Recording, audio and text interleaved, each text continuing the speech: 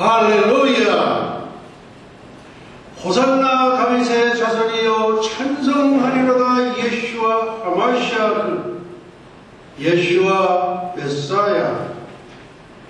2000년 전 유대 백성들이 소리 질러 불렀던 예수님의 이름이 바로 예수와입니다. 오늘은 절기강해 설교 25번째 시간입니다.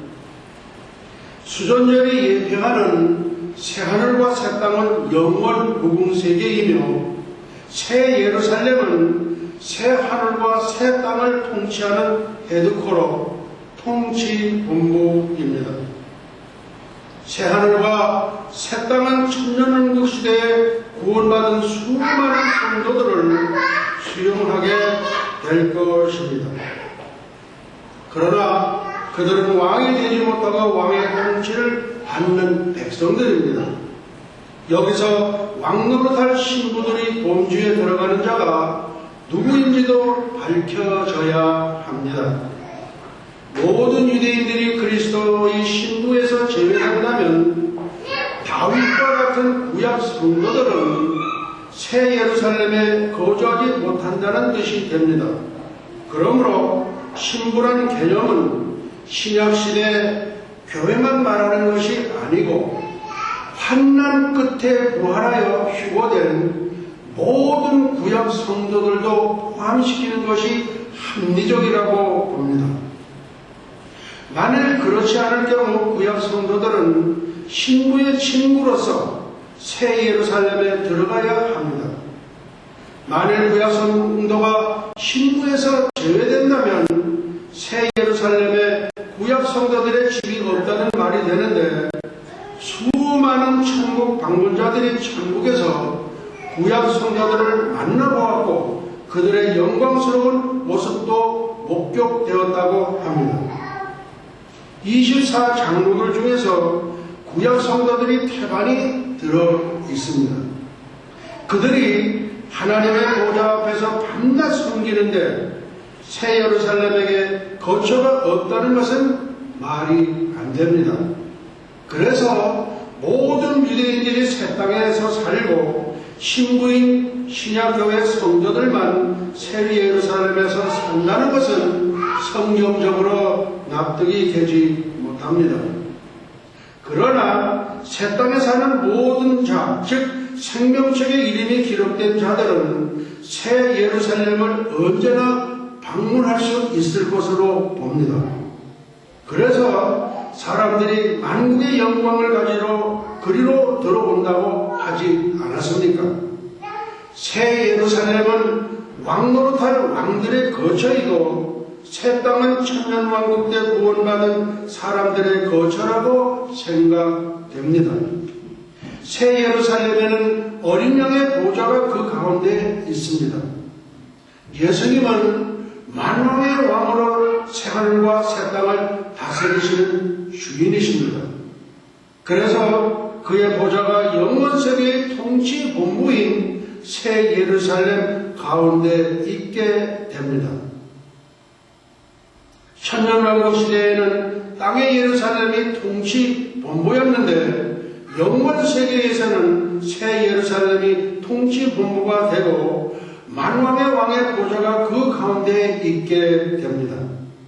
왕들의 거처는 새 예루살렘이며 그들이 만국을 다스리게 될 때 각자에게 할당된 나라를 통치하게 되고 그들의 집무실은 새 땅에 있을 가능성도 있습니다. 그리고 새 예루살렘에는 사무실도 많아서 왕들이 교육받고 의논도 하는 집무실이 따로 있을 것입니다. 새 예루살렘을 완전히 이해한다는 것은 매우 어려운 일입니다.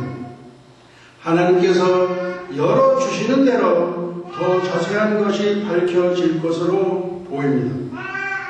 새 예루살렘은 현재의 천국이며 그것은 하나의 별입니다. 우주 안에 실제하는 별이 하나님의 능력으로 이동하게 되는 것입니다. 새 예루살렘은 움직이는 하나의 거대한 이동 도시입니다. 성경에서 어디로 내려왔는지 그 종착지를 밝히고 있지 않지만 그것이 새 땅으로 내려온 것이 분명합니다.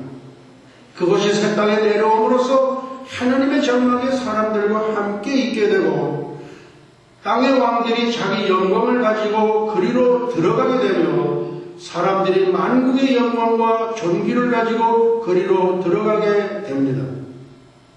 새 예루살렘이 하늘에서 내려옴으로 말미암아 하늘과 땅이 하나가 됩니다. 비로소 대우주 대화합의 시대가 활짝 열리게 되는 것입니다. 하늘에서 내려오는 새 예루살렘 성은 신앙의 승리자들에게 주어지는 선물이 성경에 암시되어 있습니다. 이기는 자는 내 하나님 성전의 기둥이 되게 하리니 그가 결코 다시 나가지 아니하리라. 내가 하나님의 이름과 나의 새 이름을 그 위에 기록하리라. 계시록 3장 12절. 새 예루살렘이 새 땅으로 내려온다는 말이 계시록에만 3번 기록되어 있습니다. 과거에 하나님은 하늘에 계셨고 인간은 땅에 있었습니다. 그러나 영원 세계에서는 하나님이 계시는 새 예루살렘이 새 땅으로 내려옴으로써 하나님과 사람이 완전히 함께 사는 영역을 갖게 되었습니다. 새 예루살렘이 새 땅으로 이동해오는 광경은 매우 장엄하리라 봅니다. 보송의 도성인 새 예루살렘의 그 찬란한 빛이 새하늘과 새 땅 전체를 대낮까지 환하게 비칠 것입니다. 아브라함 같은 족장들도 하나님이 예비한 성을 멀리서 바라보았는데 히브리서 11장 16절. 그 성이 바로 예루살렘입니다. 내가 들으니 보좌에서 큰 음성이 나서 가라되 보라 하나님의 장막에 사람들과 함께 있으매 하나님이 저희와 함께 거하시리니 저희는 하나님의 백성이 되고 하나님은 친히 저희와 함께 계셔서 모든 눈물을 그 눈에서 씻기심에 다시 사망이 없고 애통하는 것이나 곡하는 것이나 아픈 것이 다시 있지 아니하리니 처음 것들이 다 지나갔음이로라. 계시록 21장 3절 4절. 하나님의 장막에 사람들과 함께 있겠다고 선언하신 말씀은 하나님의 영원한 계획이 사람들과 함께 하시겠다는 뜻입니다. 새 예루살렘이 새 땅에서 내려온 목적도 바로 여기에 있습니다. 인간은 하나님의 형상으로 지음을 받았기 때문에 본질적으로 하나님과 함께 있어야만 했습니다. 그러나 범죄로 말미암아 하나님과의 분리가 생겼던 것입니다.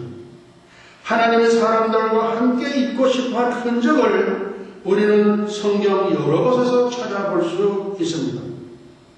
내가 내 장막을 너희 중에 세우리니 내 마음이 너희를 싫어하지 아니할 것이요 나는 너희 중에 행하여 너희 하나님이 되고 너희는 나의 백성이 될 것이니라. 내 처소가 그들의 가운데에 있을 것이며 나는 그들의 하나님이 되고 그들은 내 백성이 되리라. 내 성소가 영원토록 그들의 가운데에 있으리니 열국이 나를 이스라엘을 거룩히 하는 여호와인 줄 알리라. 이스라엘 백성이 광야 생활을 할 때도 하나님은 회막에서 모세를 만나셨습니다. 회막은 하나님의 임재의 상징입니다. 하나님은 지칠 줄 모르시고 인간을 사랑하시며 인간을 갈망하십니다.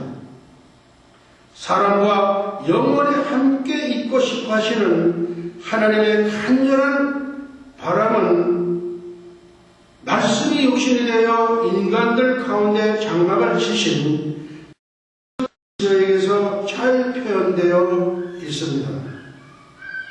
오늘은 말씀을 여기서 마치도록 하시겠습니다.